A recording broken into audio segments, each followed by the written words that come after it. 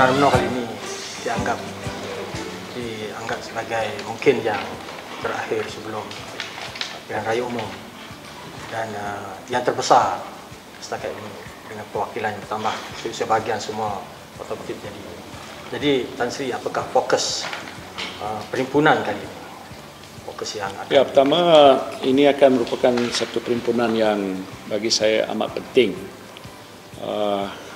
Kita pun tidak tahu bila pilihan raya nak diadakan, tapi biasa saya sebutkan dia tidak mungkin lebih lama. Yang pentingnya dia akan tiba juga. Oleh sebab itu, perhimpunan terbesar orang Melayu ni, Manusia UMNO ni merupakan satu perhimpunan yang tentunya akan bukan setakat menarik perhatian masyarakat Malaysia, orang Melayu khususnya, tapi yang lain juga, dan juga peringkat antarabangsa. Yang keduanya, disebabkan ini mungkin adalah perhimpunan yang dikatakan hampir dekat dengan pilihan raya, maka apa saja perkara yang kita akan bicarakan dalam perhimpunan ini akan diberikan perhatian. Pertamanya oleh UMNO sendiri tentang apakah kita dilihat sebagai parti yang berwibawa, parti yang dikatakan masih relevan dengan perjuangan semasa orang Melayu dan rakyat Malaysia, ataupun sebaliknya. Dan tentu juga dia akan menjadi tumpuan dan perhatian orang Melayu sendiri. Sama ada UMNO ni parti yang sejak awal lagi dikatakan membela kepentingan orang Melayu, masih lagi meletakkan asas yang paling utama dalam perjuangannya ialah untuk membela masyarakat Melayu. Dan apakah parti ini sudah menjalani proses perubahan ataupun transformasi yang diharapkan selepas kita menghadapi pilihan raya tahun 2008 yang lepas. Pendek kata, apa hasil perbincangan ini akan diteliti oleh segenap peringkat masyarakat Melayu dan bukan Melayu.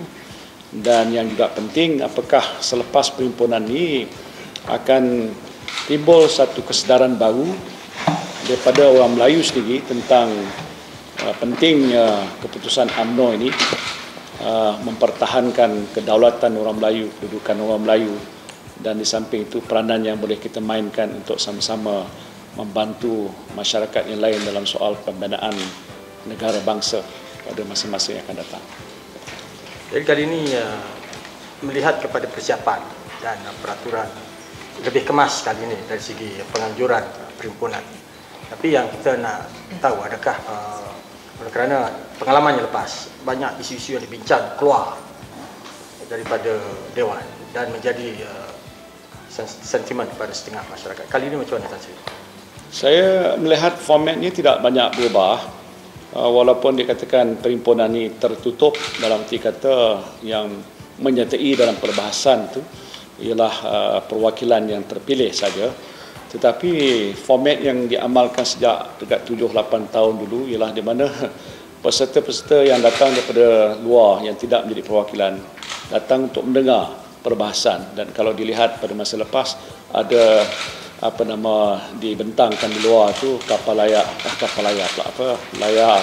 putih, dan di situ semua pihak dapat mengikuti perbincangan. Bermakna kita bersikap terbuka dalam soal apa yang kita bahaskan. Tidak ada sesuatu yang kita mahu selindung, kerana kita harus bersikap telus walaupun dia akan menyentuh banyak tentang soal kepentingan orang Melayu, kepentingan masa depan orang Melayu, tetapi kita juga harus juga faham bahawa peranan UMNO khususnya dalam kerajaan itu adalah utama, kerana kita menjadi parti teras dalam Barisan Nasional, dan sebab itu perwakilan yang akan menyuarakan apa saja pandangan akan mengambil kira bukan saja soal menjaga, memelihara kepentingan orang Melayu dan juga kepentingan rakyat dan kaum yang lain. Jadi bagi saya ini satu amalan yang sudah pun kita mulakan dan kita akan teruskan. Tidak ada sekatan untuk mereka mendengar di luar, dan media membuat liputan yang boleh dikatakan meluas seperti biasa. Tuan Sri, tentang agenda Melayu dan gagasan Satu Malaysia ni, ada tanggapan menyatakan perjuangan hak Melayu tersekatlah di gagasan ni. Benar? Saya tak fikir begitu, kerana dia selari sebenarnya dengan tuntutan semasa untuk menjamin kelangsungan perjuangan negara, dan dalam konteks ini tidak boleh kita pisahkan perjuangan orang Melayu dengan perjuangan untuk memertabatkan bangsa dan negara kita.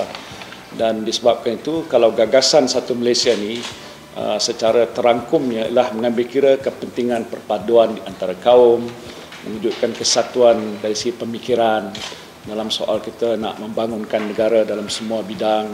Kita mengambil kira ketelusan, sikap kita yang lebih adil dan saksama yang sudah pun kita amal sebelum ini pun dan kita teruskan untuk masa hadapan, terkandung juga dalam gagasan Satu Malaysia. Jadi bila kita membicarakan soal itu, ia tidak bermakna maka kita abaikan perkara yang menjadi asas terbentuknya UMNO, iaitu untuk membela nasib bangsa dan kaum Melayu yang ada dalam negara kita dan juga Bumi Putra yang menjadi pendokong utama dalam negara kita. Tetapi bagaimana juga selaras dengan perlembagaan UMNO dan juga apa yang termaktub dalam perlembagaan tentang soal hak bangsa dan agama yang lain itu masih terpelihara. Jadi bagi saya, orang Melayu jangan rasa seolah-olah dia terabai. Mungkin kalau ada timbul pun soalnya ialah isu persepsi. Yang ini pernah pun saya bicarakan dulu, Tun Mahathir pun pernah menyebutkan soal sebegini.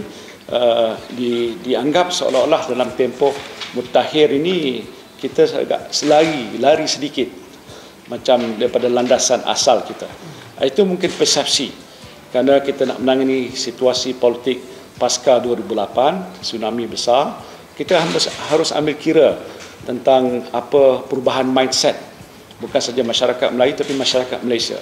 Jadi UMNO menyesuaikan keadaan gitu supaya tidak terlihat kita terkebelakang ataupun kita ni tidak selari dengan perkembangan masa.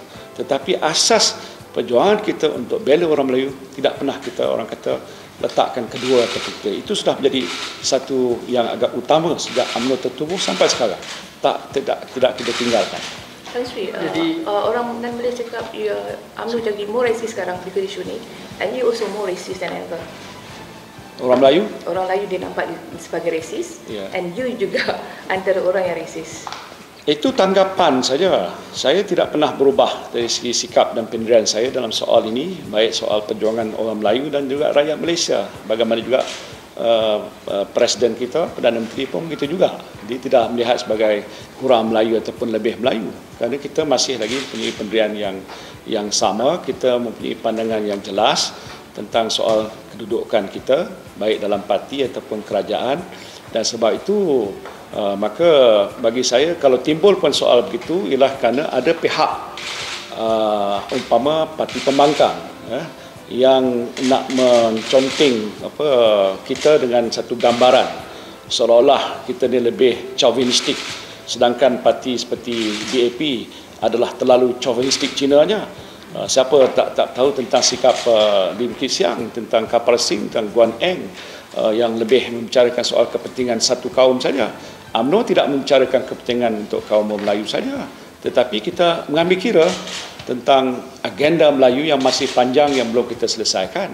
Jadi bila kita membicarakan soal kepentingan Melayu, itu tidak bermakna bahawa kita bersikap rasis. Kerana kelompok terbesar dalam masyarakat Malaysia, mahu tidak mahu diiktiraf, ialah Melayu, Bumi Putra dan Islam. Dan kalau kelompok besar seperti ini terabai dan dirasa tidak terbela, apalagi kalau pemimpin UMNO sendiri tidak menyuarakan kepentingan itu, takut dilabelkan sebagai chauvinistik ataupun sikap perkauman, maka itu sudah lari daripada asas perjuangan kita. Jadi ini adalah kerana permainan pihak parti pembangkang supaya kami dilihat sebagai terlalu perkauman. Parti kami parti perkauman, sedangkan mereka lebih perkauman daripada kita. Kita sudah menunjukkan sejarah 54 tahun sejak kita diberikan peluang untuk menguruskan negara, mentadbirkan negara, pembangunan yang kita lakukan dalam semua bidang sosioekonomi, politik, budaya, mengambil kira semua kaum, sehingga kaum bukan Melayu pun mendapat tempat yang dikatakan agak adil. Dia ada kekuatan ekonomi dia ada kekuatan pendidikan dia. Melayu pun sudah maju banding dulu dengan sekarang, tapi belum sampai tahap yang kita kehendaki. Ekonomi sebagai contoh, kita belum menguasai 30%. Bagaimana sasaran dulu? Mungkin baru 12-13%. Jadi sebab itu bila kita menyuarakan soal ini, kita UMNO memanifestasikan kehendak dan perasaan jiwa orang Melayu. Dan kalau itu gagal kita suarakan, bermakna gagallah UMNO. Jadi tetapi ada pihak lain di sebelah sana, bila kita menyuarakan itu, kita dirasakan kita seolah ini bersikap perkawaman. Selama mana saya pun dalam parti dan sejak dulu pun pemimpin terdahulu menyuarakan soal yang sama, tidak berbeza. Tetapi ini kerana sudah ada satu perubahan politik baru dan pembangkang agak rasa lebih gairah kerana dia dapat satu kekuatan selepas pilihan yang lepas, maka mereka memberi gambaran buruk. Segala-gala apa yang dilakukan oleh UMNO dalam kerajaan semua dianggap salah, tak betul. Dan apalagi pemimpin UMNO, baik saya ataupun rakan-rakan dalam parti, dianggap agak keterlaluan sebagai contoh. Saya tak fikir begitu. Ini dibangkitkan tujuannya tidak lain ialah untuk menjatuhkan maruah dan martabat kedudukan kita dalam parti dan kerajaan. Like it or not, whatever issues raised during the General Assembly will be broadcast and distributed to Twitter, blogs. And then, do you think that UMNO should have a mechanism to tackle this problem so that we can explain and clarify on issues raised by delegates? Kita ambil kira pasal apa pun, kita mau memberikan ruang yang agak bebas, luas kepada setiap wakil yang nak membicarakan apa saja perkara dalam perhimpunan yang penting ini. Baik membahaskan ucapan dasar Presiden, tentu itu pokoknya. Lepas itu usul-usul yang lain, mereka mempunyai hak dan kebebasan untuk menyuarakan pandangan. Dan pastinya itu akan lahir tercerna daripada apa yang mereka dapati daripada masyarakat di mana mereka ada. Kalau di Wakil Johor, mungkin apa yang berlaku di Johor. Jadi di situ kita akan dapat melihat gambaran sebenarnya. Jadi apa pun kita tahu sudah dalam konteks perkembangan semasa, media sosial memang berpengaruh. Selain pada media biasa yang ada sudah lama tertubuh di negara kita ni. Dan mereka itu mempunyai orang kata tujuan-tujuan tertentu. Saya tidak nak nafikan kemungkinan ada juga di kalangan mereka ni yang tidak selari haluan dan pandangan. Apa saja yang kita akan perkatakan akan secara spontan dan mungkin real time akan diolah begitu rupa sehingga yang elok jadi tak elok. Itu biasa dalam situasi tidak ada perhimpunan pun banyak perkara yang keluar. Apalagi dalam masa perhimpunan di mana wakil kita akan membicarakan banyak perkara, dia akan mengata tengok UMNO bersikap resis, tengok UMNO bersikap terlalu ekstrim, tengok UMNO bersikap tidak bertanggungjawab. Dia akan putar belikkan. Tapi bagi saya kita boleh perjelaskan. Kita juga ada kumpulan media sosial yang sehaluan dengan kita, yang faham tentang perjuangan kita, dan kita mohon mereka juga dapat membantu, memberikan sumbangan, berperanan untuk menjelaskan perkara yang hak, perkara yang hakiki, bukan satu perkara fitnah ataupun perkara yang dibuat untuk tujuan maslahat yang tidak baik. Dilihat pembangkang lebih cekap dalam manipulate isu. Nampak UMNO macam defensif sangat. UMNO mungkin dilihat defensif kerana banyak serangan dibuat pada UMNO. Jadi bila kita nak mempertahankan diri kita dengan beberapa jawapan kita yang mereka putar belikkan, mereka lihat kita sebagai defensif. Tetapi dalam keadaan yang sama, peran UMNO juga dia advocacy sebagai contoh. Advocacy bermakna memperjelaskan apakah asas-asas perjuangan kita. Pasal kita mempunyai tanggungjawab. Mereka mungkin tidak bertanggungjawab. Kita ada tanggungjawab. Dan bila kita menyuarakan sesuatu, itu mengambil kira kepentingan semua. Jadi ada perkara-perkara yang kita laksanakan. Advocate soal dasar pembangunan, soal dasar pendidikan, soal dasar ekonomi, soal transformasi, semuanya dia kata advocacy. Cumanya mungkin benar dalam satu peringkat kita tidak ada tidak begitu pakar, saya nak akui itu dalam media pun, tentang untuk membuat orang kata attack ataupun serangan. Kerana bila mereka menyerang tu kita lebih mempertahankan kerana kita advocate sesuatu yang baik. Yang ini sesuatu kelemahan yang kita akui beberapa peringkat yang lepas dan kita cuba perbaiki. Mungkin belum cukup berjaya, tapi sudah mula kita lihat untuk kita balas balik dan menjelaskan. Bukan soal untuk orang kita defensif, tapi secara ofensif. Sesuatu dasar program yang kita lakukan ada perkara kukuh yang boleh kita pertahankan. Tetapi pihak pembangkang memang cara mereka buat begitu ialah kerana nak orang kata melihat bahawa kita tidak ada credibility. Jadi apa yang baik pun segala-galanya diputar belikkan untuk mempengaruhi pemikiran pengundi. Itu tujuan mereka lah. Tan Sri, saya nak tanya, banyak pemimpin UMNO di situ pasal jangan sabotaj, terutamanya untuk pilihan raya. Adakah kalangan UMNO begitu teruk sehingga ramai pemimpin yang cakap. Ini kita lihat pada mungkin pengalaman yang lepas, terutama tahun 2008 pilihan raya lalu, di mana disebabkan mereka tidak puas hati dengan calon-calon yang diletakkan di kawasan-kawasan tertentu, maka disebabkan itu adalah bukti-bukti sabotaj. Yang ini sebahagian pun kita sudah kenal pasti dalam masa kita membuat postmortem yang lepas. Dan kesan daripada itu ialah kekalahan kita. Kekalahan kita itu bukan kerana kuatnya pihak pembangkang, tapi kerana ada masalah dalaman dalam beberapa kawasan-kawasan tertentu. Jadi bila disuarakan jangan sabotaj itu, bermakna pengalaman lepas itu jangan berulang lagi. Lebih lagi kerana kita anggap pilihan raya yang kita akan hadapi akan datang ni, orang kata master of all election, ibu bagi segala pilihan raya umum. Kerana kita sudah baca dan saudara dalam media pun tahu situasi pilihan raya sekarang berbeza sekali dengan pilihan raya akan. Dalam pilihan raya kecil pun dia punya cara pendekatan yang kita ambil tak serupa. Tapi terbukti juga kita teruji dan kita menang juga. Jadi tidak bermakna dengan sebab situasi baru maka kita akan berhadapan dengan tentangan yang kita kalah. Jadi sebab itu satu faktor yang kita ambil kira ialah faktor dalaman parti. Faktor kepimpinan di dalam UMNO khususnya di peringkat bahagian. Peranan ketua bahagian, peranan timbalan, peranan pemuda, wanita, puteri kita ambil kira supaya mereka faham kalau mereka tidak menyedari gentingnya kita ini, kita berada di orang macam contoh yang saya sebutkan dulu di puncak keadaan yang agak mungkin salju yang kalau tidak dijaga kita boleh tergelincir ke bawah dan sukar untuk kita bangun balik kerana kita hilang kuasa. Contoh dan iktibar yang berlaku di negeri-negeri yang kita kalah harus menyedarkan orang Melayu yang ada dalam UMNO bahawa kita tak boleh bermain dengan api dalam situasi sebegini. Jadi bila kita katakan jangan sabotaj, itu bukan cakap jangan sabotaj ya, jangan tak sokong lebih daripada soal itu.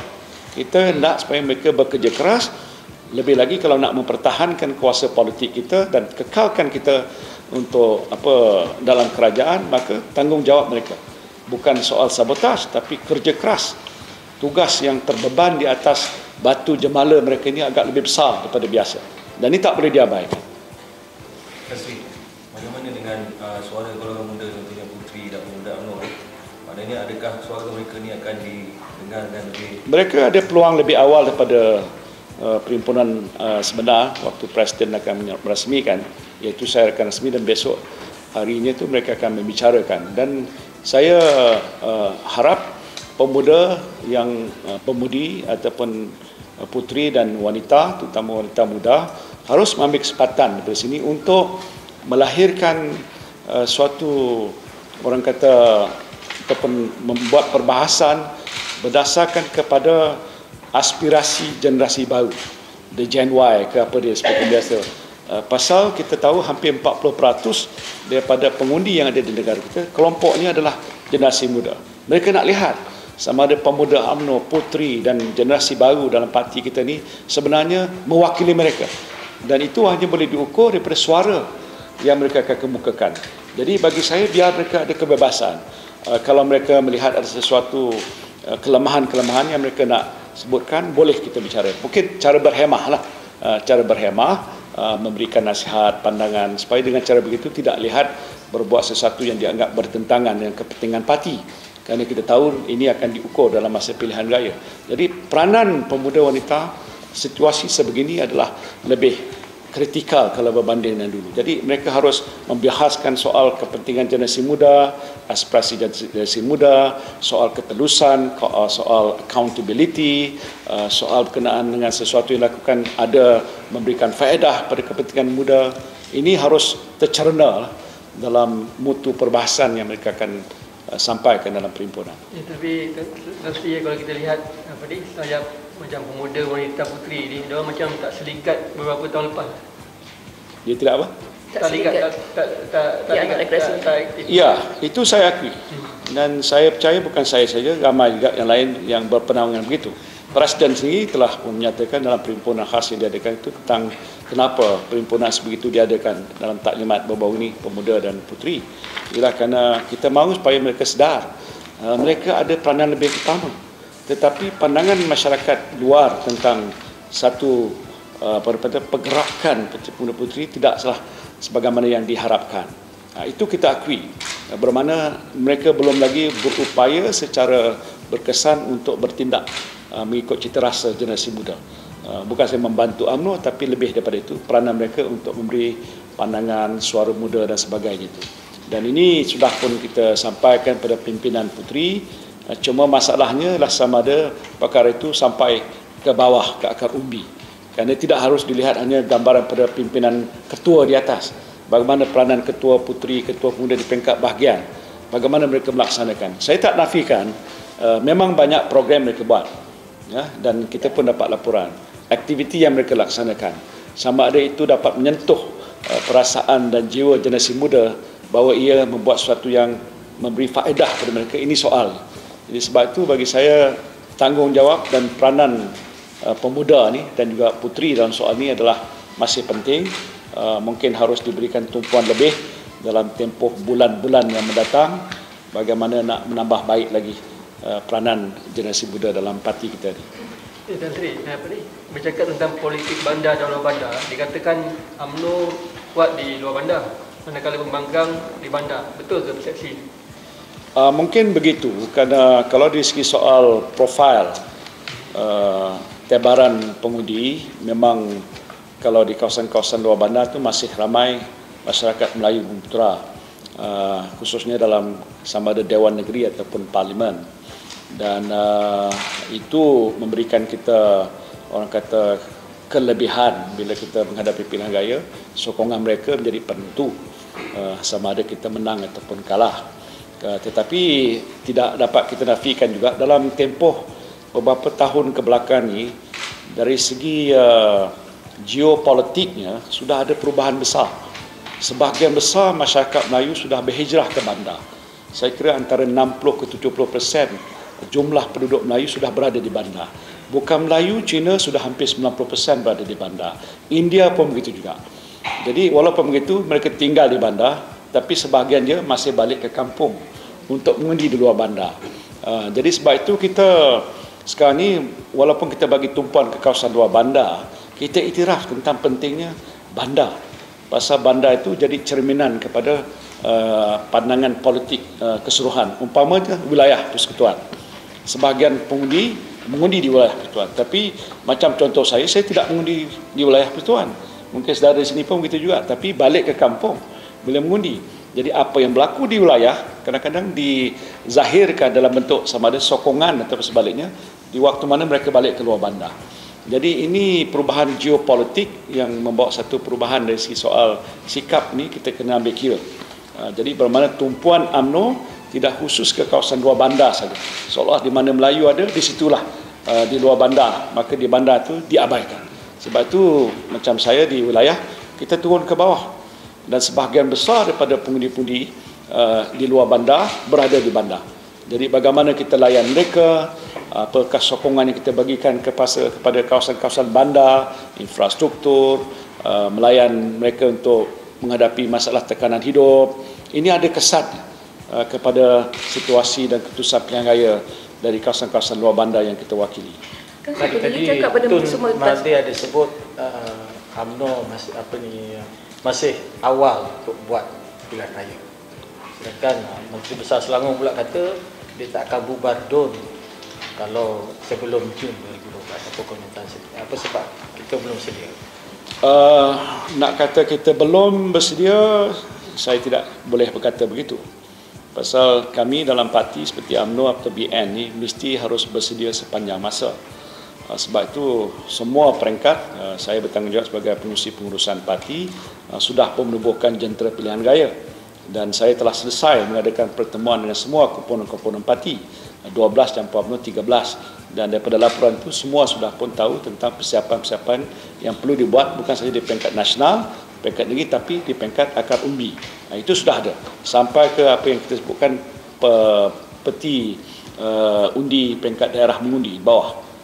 Itu yang kita telah dah sediakan.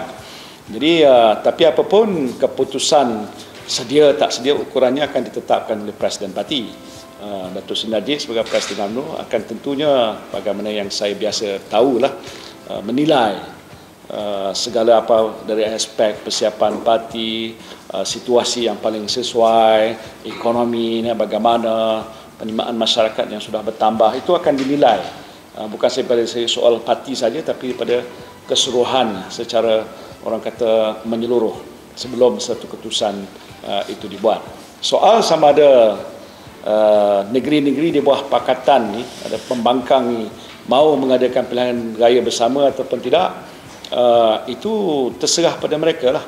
Saya sudah membaca kenyataan daripada Nia Aziz di Kelantan, kata dia kalau dia adakan pilihan raya tahun depan dia akan ada bersama. Negeri Selangor pula berbeza pula, Pulau Pinang pun berbeza. Makna dalam soal ni dah satu kenyataan, mereka tak sepakat. Mereka tak tahu macam mana nak itu, sama ada keuntungan bagi mereka buat bersama ataupun dia akan merupakan kerugian, dia belum tahu nak menilai. Bagi kita dalam Barisan Nasional, sejak dulu lagi kita buat bersama. Saya tidak ambil kira soal SPR, kata dia kena tanggung kos lebih. Kalau dah tak dibubar Dewan Negeri, Parlimen bubar, itu dia kena hadapilah, pasal dia Suruhanjaya telah bertanggungjawab untuk menguruskan pilihan raya. Bagi kami, dia nak bubar sama ke, tak bubar sama pun bagi saya kita akan hadapi. Mungkin ada baik juga kalau dia tak bubar bersama-sama. Ataupun kalau bubar bersama, kita sudah ada pengalaman. Itu. Jadi dia takut nak bubar sekali itu, setidak-tidaknya kalau dia kalah Parlimen, negeri dia ada lagi. Pasal kononnya Dewan Undangan Negeri tak bubar lagi. Tapi kita pula kalau dah menang insya-Allah, ada masa pula untuk tumpu kalau dia adakan pilihan raya di peringkat negeri, di mana negeri itu lambat. Jadi bagi kami tak ada masalah. Dia nak adakan sekali ataupun berbeza, itu soal dia. Tan Sri, balik pada pimpinan agung Tan Sri. Year in and year out, isu dibentangkan oleh debater, pembahas ni semua hampir sama setiap tahun. You have the same issue. Isu dalam laman UMNO is always at the front stage. Isu agenda Melayu always at the front stage. Dalam keadaan you kata PRU 13 begitu ibu segala pilihan raya. So how you want to change the perception? Saya tidak boleh nak ramalkan. Saya pun bukan untuk nujum nak ramal apa yang mereka nak bicarakan. Tapi saya percaya akan ada kelainan. Kerana ini telah pun kita tanamkan dalam pemikiran mereka bahawa pilihan raya akan datang tidak serupa, berbeza. Dan persiapan kita bukan biasa, mesti lebih daripada biasa. Cara nak menangani masalah-masalah rakyat itu tidak harus dilihat sebagaimana yang kita lepas-lepas. Kita kata kenapa tak sokong, kita dah lama memberikan berbagai-bagai kemudahan, negara majulah kerana barisan dan sebagainya. Itu argument-argument itu tidak boleh lekat macam mana masa-masa lepas. Kita kena tunjukkan satu pendekatan yang agak berbeza. Contohnya dalam soal nak menangani masalah ekonomi rakyat jelata. Memang program transformasi yang dimulakan oleh Perdana Menteri ini itu melanjutkan agenda pembangunan ekonomi yang sudah pun kita laksana sebelum ini, tapi lebih daripada biasa. Fokusnya lebih, kita pergi pada base spesifik. Jadi ada perbezaan cara untuk menguruskan ekonomi. Walaupun tajuknya ekonomi, tapi urusan ekonomi dulu dengan mengurus ekonomi sekarang berbeza. Lebih terfokus, boleh dinilai berapakah dia punya nilai GNI, boleh nilai berapa pelaburan yang diperlukan, apakah EPP yang nak dilaksanakan. Jadi contoh itu satu contoh. Mana kalau kita nak convince rakyat, kita tak boleh hanya cakap saya akan tolong, saya akan bantu, saya akan selesaikan masalah. Mereka tidak mau mendengar itu lagi. Cara bagaimana? Apa buktinya? Kalau tak boleh terlaksana, dia tak akan percaya dengan kita. Jadi sebab itu jawapan pada apapun isu yang berbangkit ialah mesti ada keikhlasan kita. Bila kita ikhlas, orang akan lihat bahawa kita sebenarnya berbuat satu bukan muslihat politik saja, tapi ada kepentingan untuk membantu rakyat. Ini bergantung pada kebijaksanaan kita, baik pimpinan dalam kerajaan ataupun pimpinan dalam parti. Pasal kita tahu masalah rakyat di bawah, kita sedar apa isu mereka. Contoh yang PM respon pada soal itu ialah bajet 2012 yang kita telah bentangkan tu, lebih fokus pada soal nak mengurangkan beban rakyat. Itu respon. Nak katakan itu kerajaan dan tidak ada politik, tak boleh bedakan. Pimpinan kerajaan dan politik itulah. Jadi respons sebegitu akan lebih meyakinkan. Jadi kalau kita menjawab sesuatu isu tu, kita harus tunjukkan pendekatan yang bagaimana contoh yang telah kita buat dalam menangani masalah. Apa nasihat pada debater? Sebab DM dia banyak akan retorik, banyak yang akan cuba melobi diri sendiri because PRU is very very near. Sincerity dia lebih tahu daripada saya. Sincerity itu kadang-kadang kita tak nampak. So what is your advice to especially pembahas-pembahas ni? Ya, dia harus orang kata lebih profesional. Dia harus memahami isu lebih mendalam daripada biasa. dan dia tidak bersifat retorika dalam penyampaiannya. Mesti ada pendekatan baru, nafas baru, konten yang baru, tapi mesti ada asas data-data yang lengkap. Kalau seseorang itu membicarakan sesuatu dengan kenyataan secara begitu saja tanpa didokong oleh asas-asas yang kukuh untuk membuktikan katalah kita sudah lama berjuang untuk membela rakyat, maka jumlahnya sekian ramai telah dapat faedah, itu boleh lebih meyakinkan daripada hanya satu kenyataan yang dikatakan retorik. Walaupun retorik itu sebenarnya ada asas juga, cuma tak didokong oleh fakta, tidak diperkukuhkan dengan satu argument yang agak begitu convincing. Jadi kita kena sedar bahawa di luar sana bukan kita bicara di hadapan 3-4 ribu perwakilan. Setiap satu perkataan tersebut tu didengar oleh jutaan manusia di luar, Melayu dan bukan Melayu. Mereka bijak pandai, mereka tahu, mereka bermaklumat, mereka juga melalui proses yang sudah lama. Jadi kita jangan perkecilkan minda mereka, mindset mereka. Jadi jawapan yang kita nak beri dalam huncahan yang kita buat dalam perbahasan itu mesti yang meyakinkan. Bermakna kita kena buat lebih banyak, orang kata kajian, bila nak bentang tu lebih meyakinkan. Mesti ada asas dan bukti yang kukuh. Tapi gaya pembangkang berdepan dengan BN sekarang seolah macam U13 ni yang terakhir untuk Barisan Nasional. Apa pandangan? Itu cara yang saya percaya memang sengaja dilakukan. Walaupun dia tidak lagi melaungkan slogan Jalan ke Putrajaya. Ya, pasal agaknya makin lama makin kabur jalan tu, kerana mereka tahu ada perubahan sikap di bawah. Contoh-contoh waktu mana PM dan saya turun ke Gelanggang, turun ke Padang, respon yang secara spontan tidak diasak oleh macam mana cara nak membawa orang ramai itu, agak itu menggambarkan satu perubahan baru, sikap baru di kalangan ramai pengundi, Melayu bukan Melayu. Jadi mereka sedar tentang apa yang sudah berlaku di bawah.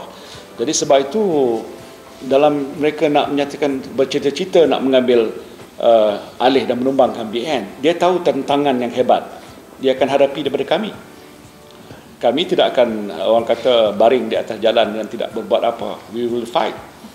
Orang kata kita akan berhadapan dengan mereka dengan kekuatan apa saja yang ada bagi kita, bukan setakat bertentangan dengan mereka, tapi menjelas kepada rakyat.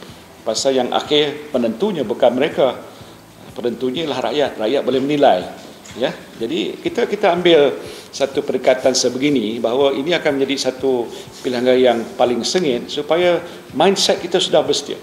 Saya nak menyampaikan kepada setiap pendukung parti bahawa jangan ambil mudah. Mereka akan bermati-matian. Negeri yang mereka kuasai tak akan mereka lepaskan dengan mudah. Baik negeri Pulau Pinang, baik negeri Selangor, baik di Kelantan, baik di Kedah, dan mungkin azam mereka untuk tebus balik kekalahan di negeri seperti di Perak. Dia ada begitu. Jadi sebab itu saya menyebutkan pada rakan-rakan dalam parti bahawa ini uphill battle. Uphill bukan kerana dia sukar sangat, tapi bukan biasa.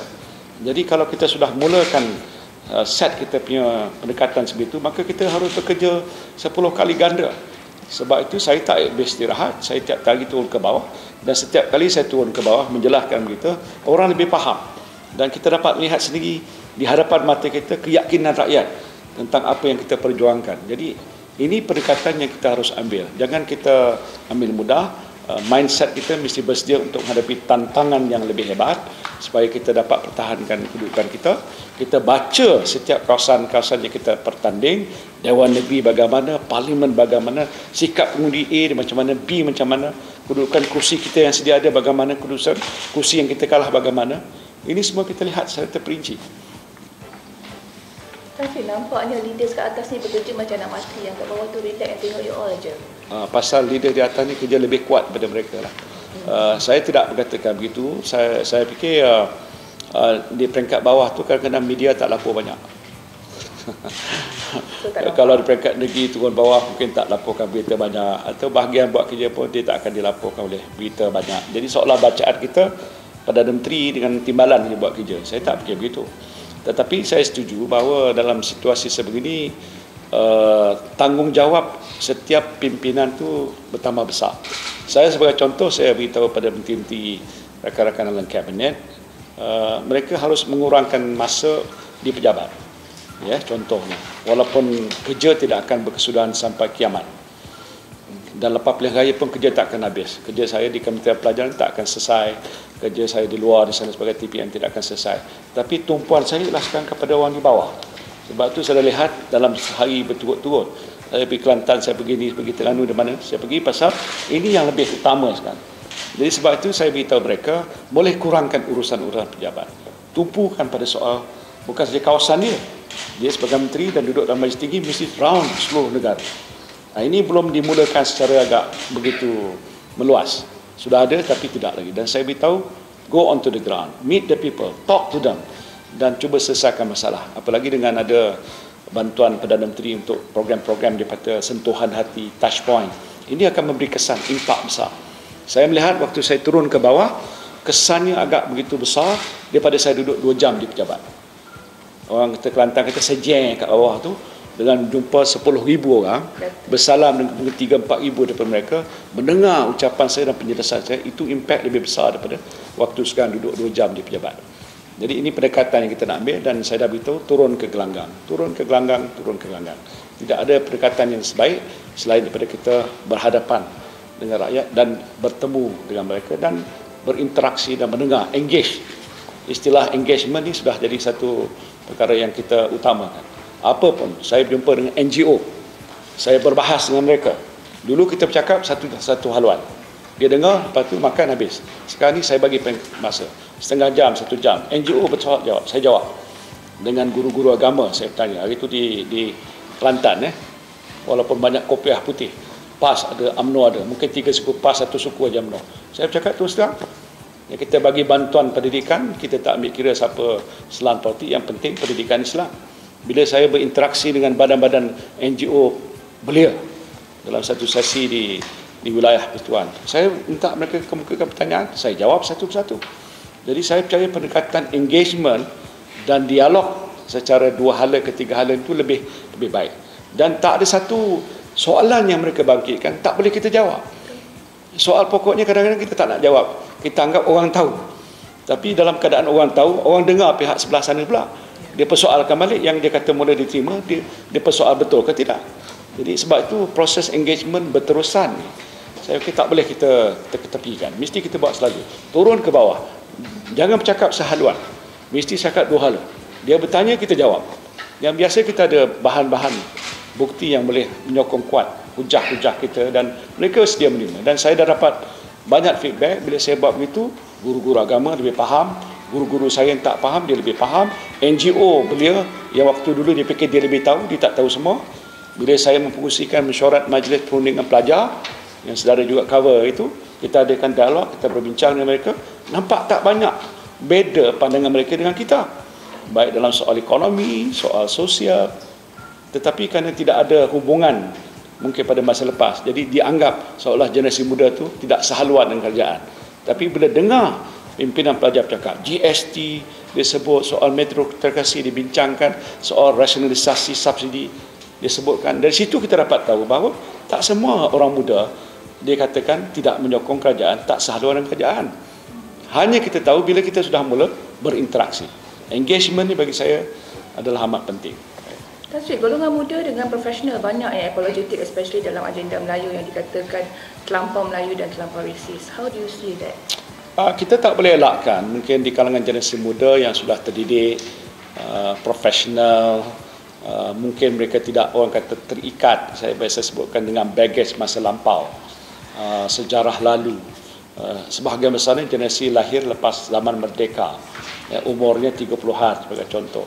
Jadi bagi mereka, Malaysia sudah terbangun sebegini. Jadi mungkin tak perlu nak rujuk sejarah lampau.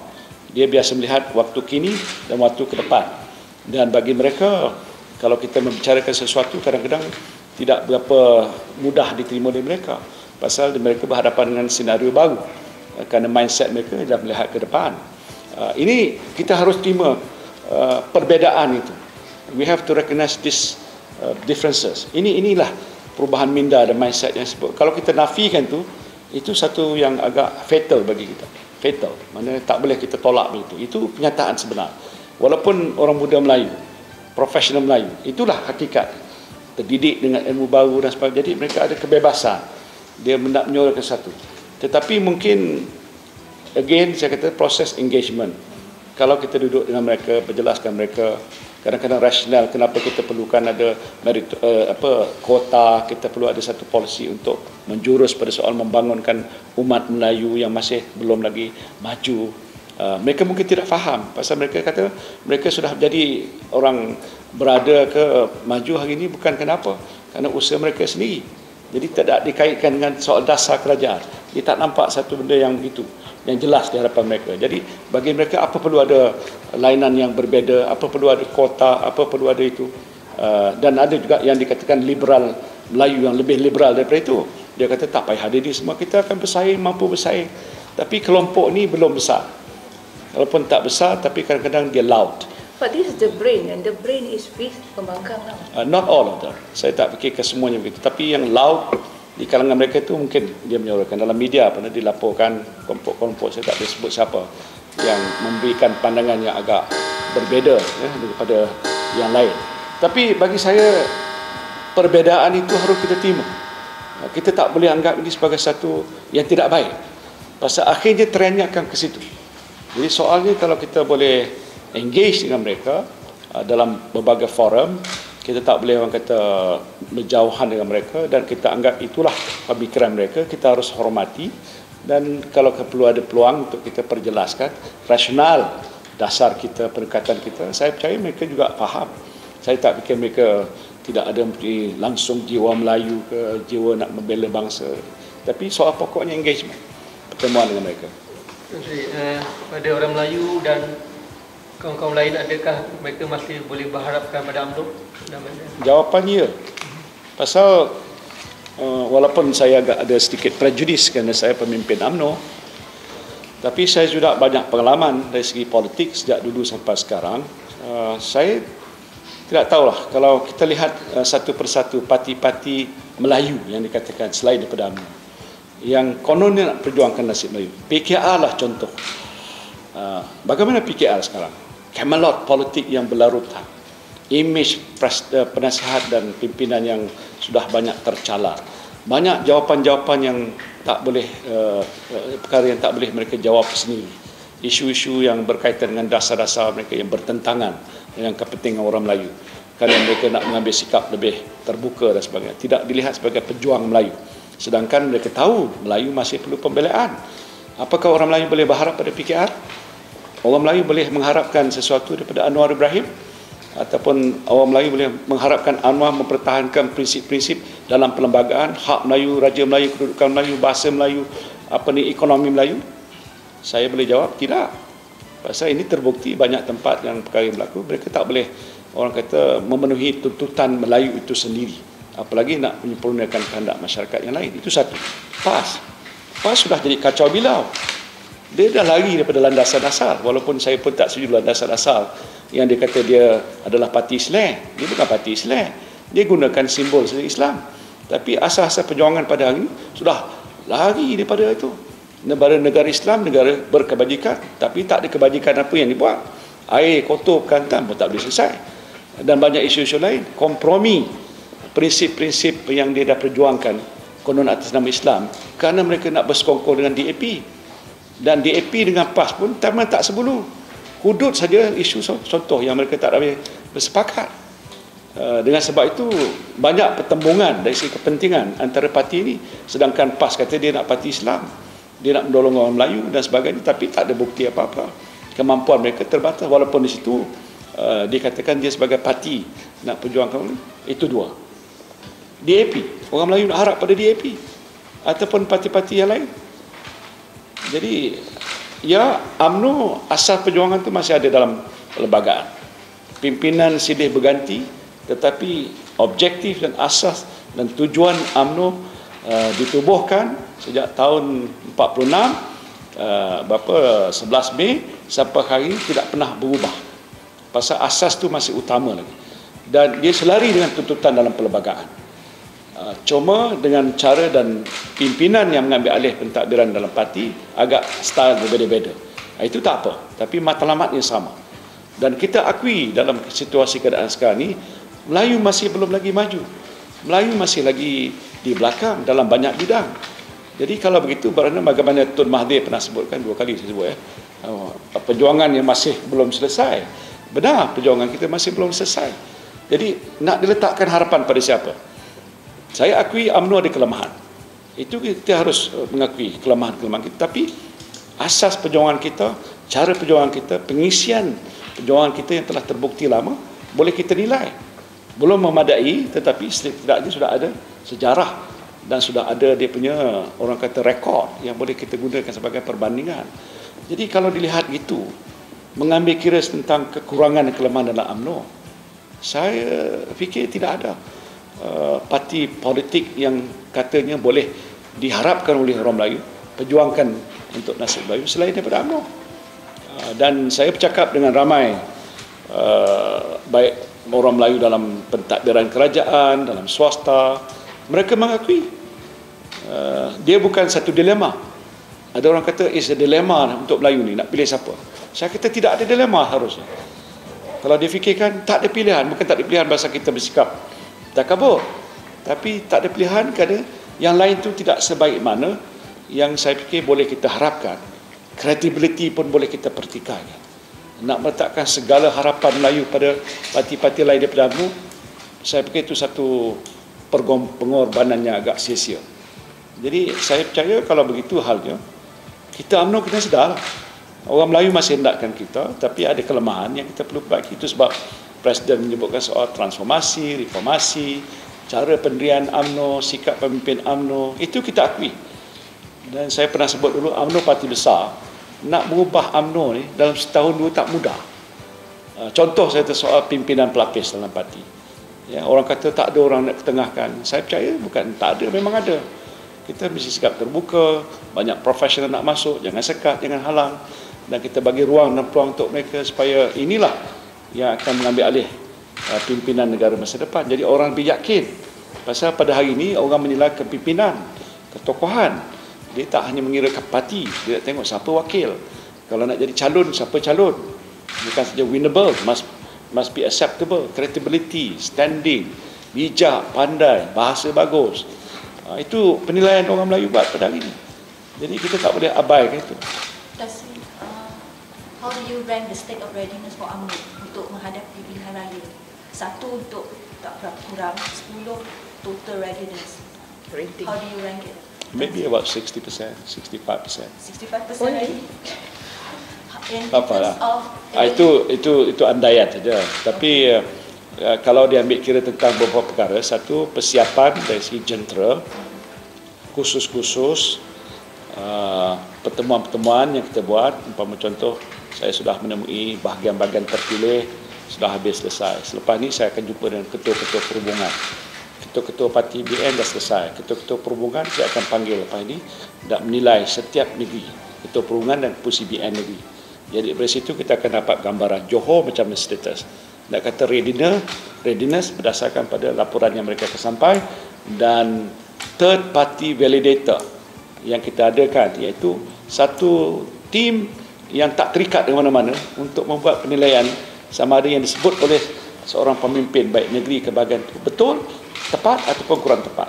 Dia boleh kata, oh bahagian saya okey Tan Sri, saya boleh dapat kurang-kurang 65% Melayu. Betul ke tidak? Kalau saya hantar jentera parti lain, dia mungkin membuat pertimbangan yang hampir sama, kerana kadang-kadang dia berpakat lah. Dia beritahu okey. Tapi kena ada tim yang lain yang independen yang tidak diketahui untuk membuat perbandingan. Sama ada yang disebut tadi nyata betul ataupun ada kelainan. Jadi kita nak pakai yang ini mungkin lebih tepat daripada yang itu. Saya tidak katakan fakta yang disampaikan itu oleh UMNO ke BN itu tak betul. Tapi kadang-kadang adalah orang kata kelainan, perbezaan. Jadi kita kena verify. Sebab itu bagi saya bukan soal umum saja. Saya tak akan ambil pendekatan secara keseluruhan macam mana.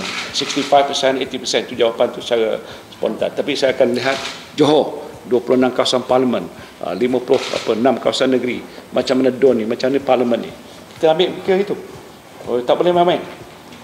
Kalau kita betul nak, orang kata, go through this process election ni dengan berjaya, kita kena fokus.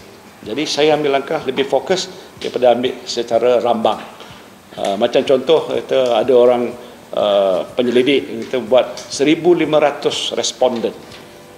Itu okey sebagai gambaran menyeluruh nasional, katakan populariti siapa semua sekali. Tapi pilihan raya saya baca, kalau baca 100% saya nak baca. Kalau tak boleh 100%, 80% saya nak baca. Kawasan parlimen saya, macam mana bacaan? Takkan saya nak ambil 1,500? Walaupun weightage itu kadang-kadang betul juga, tapi lebih baik saya baca. Kalau saya ada 43,000 pengundi, berapa peratus dari 43,000 yang saya dapat? Jadi we are thorough. Kita very thorough, kita nak dapat kepastian betul berdasarkan fakta.